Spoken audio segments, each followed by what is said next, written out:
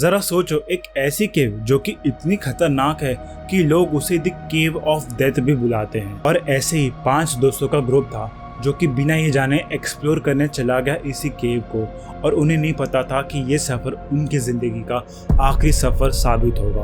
क्या होता अगर तुम ऐसे केव में फंस जाते जहां तुम्हारी हर सांस लेना तुम्हारी मौत का रीजन बन सकता था। यह है गोलेम केव ट्रेजेडी की कहानी, जहां गए तो सिर्फ 5 लोग थे लेकिन आया सिर्फ एक लौटकर। अगस्त 17, 2005 यूएसए के यूटा में 5 फ्रेंड्स का एक ग्रुप डिनर के लिए बाहर गया था और वहाँ वो लोग एक सीक्रेट केव के बारे में डिस्कस कर रहे थे जो कि वाई माउंटेन के पास आता है, जिसे लोग केव ऑफ डेथ भी कहते हैं, यानी मौत की गुफा। तो उसके 2 साल पहले ही 2 यंग केव एक्सप्लोरर ने उस जगह को अच्छे से सर्वे भी किया था। ये केव दिखने में तो बहुत ही छोटी लगती थी लेकिन डरावनी भी उतनी ही थी। इस केव में बहुत ही पतले पतले रास्ते थे, लेकिन घबराने वाली बात ये थी कि उस केव में पानी भी भरा हुआ था। लेकिन उससे भी हैरान करने वाली बात ये थी कि इस केव के सीक्रेट पार्ट पे जाने के लिए आपको खुद को 18x24 इंच टनल से निकलना पड़ेगा, यानी एक तरफ से दूसरी साइड की तरफ का रास्ता सिर्फ 18 फीट ही था। और इस केव का एंट्रेंस दिखने में काफी पतला और डरावना भी दिखता है। उस रात वो ग्रुप ने तय किया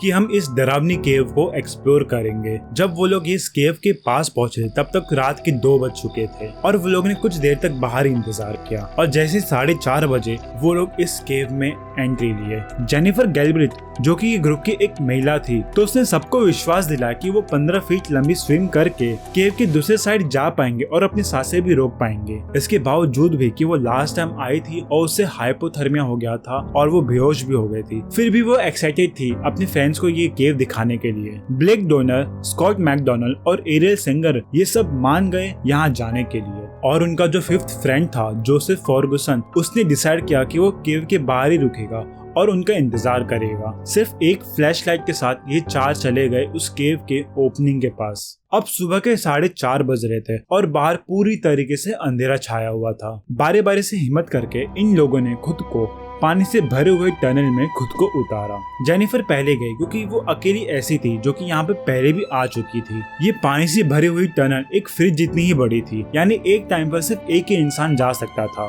फिर एक एक करके ब्लेक, स्कॉट और एरियल पानी में उतर के जेनिफर की बताई हुई तरफ जाने लगे। वहाँ एक रोप थी जो अटैच थी मेन केव के एक रॉक से, जो रोप अंडर वाटर टनल से जाते हुए अंदर की सीक्रेट केव के एक वुड के टुकड़े पर बंधी हुई थी। टनल में इतनी कम जगह होने के कारण वो रोप इतनी नेसेसरी नहीं थी वापस एंट्रेंस होल तक जाने के लिए, तो वो चारों ने वो रोप का इस्तेमाल भी नहीं किया। ब्रेन लैम्प्रे जो कि पहले भी ये केव में जा चुके हैं, उसने ये कहा था कि जब वो सीक्रेट केव से बाहर आ रहा था तो उसने वो गलती से वो होल मिस करके 4 फीट आगे चला गया था और तुरंत ही उसने रियलाइज किया कि वो पत्थर की वॉल से घिर चुका है और जल्दी से वो सीलिंग को पकड़ के पीछे जाने लगा जब तक वो एग्जिट होल तक ना पहुंच जाए। और इस दौरान उसमें जो एक्स्ट्रा टाइम लगा था तो उसने ये सोच लिया था कि ये जर्नी उसकी डेथ के साथ ही खत्म होगी, लेकिन वो बाल बच निकला और वो जैसे बाहर निकला तो उसने बहुत ही गहरी सांस ली। तो वापस टाइमलाइन पे आते हैं तो उस दिन वो चारों उस केव के सीक्रेट जगह पे पहुंच गए। उस केव में वो ज्यादा हिला चल नहीं पा रहे थे क्योंकि केव सिर्फ 6 फीट टॉली थी जिसमें आधा पानी भरा हुआ था। जोसेफ जो वेट कर रहा था इनके बाहर आने का, उसे भी नहीं पता था कि ये लोग कब आएंगे। लेकिन 1 घंटे बाद वो केव के अंदर गया और वो एंट्रेंस होल के पास खड़े रहकर देखने लगा, पर उसे अंदर ना ही कोई हलचल या फिर फ्लैश लाइट की कोई फ्लैश नजर आई। और अब वो श्योर नहीं था कि अब उसे क्या करना चाहिए और सुबह के 5:30 बज रहे थे, तो उसने डिसाइड किया कि वो अपने दोस्तों को कॉल करेगा जो कि इस केव के बारे में पहले से जानते थे। और फिर ऐसे ही देखते देखते सुबह के 6:25 हो गए और फिर उसने पुलिस को कॉल किया। और जब पुलिस आई और जैसे वो अंदर सीक्रेट केव में पहुंचे तब उन्हें पता चला कि यहाँ की एयर बहुत ही ज्यादा खराब है। इसका मतलब ये है कि हम जो नॉर्मली एटमॉस्फेयर में 21% ऑक्सीजन, 78% नाइट्रोजन और दूसरी 1% गैसेज जो मौजूद है, वैसे कंडीशंस वहाँ पे नहीं थे। वहाँ पे कार्बन डाइऑक्साइड की मात्रा बहुत ही ज्यादा थी और ऑक्सीजन लेवल्स बहुत ही ज्यादा कम थे। कार्बन डाइऑक्साइड लाइमस्टोन केव में भी काफी मिलता है क्योंकि वहाँ पर प्लांट डीके होने के बाद जो लिक्विड टपकता है उससे कार्बन डाइऑक्साइड जनरेट होता है। और ये जो फ्रेंड ग्रुप जो इस केव को एक्सप्लोर कर रहे थे उन्हें ये सब बातें बिल्कुल भी पता नहीं थी। अगर वो वहाँ कुछ मिनट्स भी रहते तो उनके बोलने, चलने और सांस लेने की क्षमता बहुत ही कम हो जाती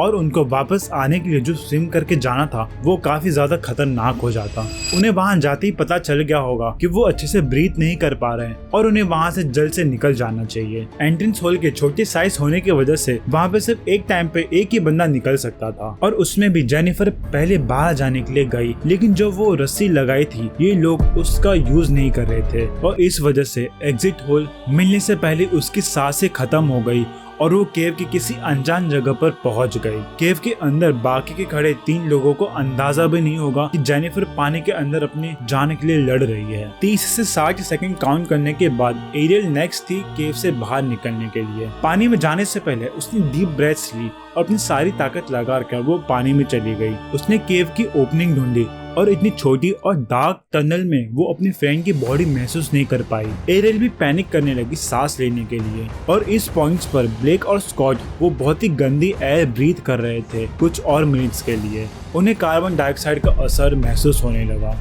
कुछ देर रुकने के बाद अगला दोस्त टनल में घुसा। ब्लेक ये टनल पार करने के लिए उत्सुक था। उसने देखा कि दोनों लड़कियां पानी में थी और हिल नहीं रही थी। ये देखते ही वो पैनिक में आ गया और वो किस साइड जाए उसे पता नहीं था और उसने रियलाइज किया कि एरियल हिल नहीं रही थी और उसे बॉडी को होल की तरफ पुश करना पड़ता उसकी अपनी जान बचाने के लिए। ये टनल जो कि सिर्फ 2 फीट चौड़ा और 4 फीट लंबा था, इतने से कम जगह पर किसी को धकेलना या मूव करना बहुत ही मुश्किल का काम था। जो केव में आखिर था वो सबसे ज्यादा तड़प रहा था और वो यहाँ से निकलने के लिए तैयार था और टनल में घुसने वाला था, लेकिन जब उसने अपने तीनों दोस्त को देखा तब वो और ज्यादा पैनिक कर गया और ये सब सिनेरियो देख के वो वहीं पर बेहोश हो गया। पुलिस के आने के बाद ये जो अंदर फ्रेंड्स थे उन्हें निकालना भी इजी टास्क नहीं था। उन्होंने तुरंत सीक्रेट केव के अंदर ऑक्सीजन पंप करी वहाँ के ऑक्सीजन लेवल्स नॉर्मल करने के लिए और सेम टाइम पर उन्होंने वहाँ से काफी पानी भी पंप आउट किया ताकि जो रेस्क्यूअर्स थे वो अंदर जा पाए। जैसे ही पानी के लेवल्स कम हुए तो उन्होंने जेनिफर गैल्बर्ट की बॉडी को तैरते हुए देखा टनल के अंदर।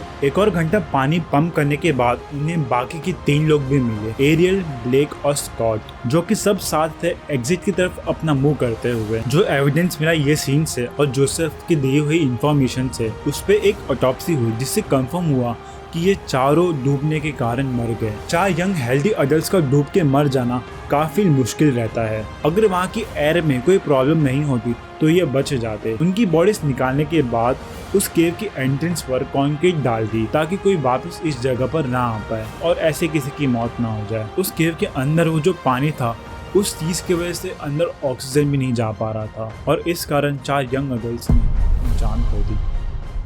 तो दोस्तों ये वीडियो थी गोलेम केव ट्रेजेडी की कहानी। अगर आपको ऐसे सिमिलर कंटेंट चाहिए तो कमेंट में केव लिखना। ये वीडियो पसंद आया तो वीडियो को लाइक, चैनल को सब्सक्राइब जरूर करना। मिलते हैं नेक्स्ट वीडियो में। जय हिंद।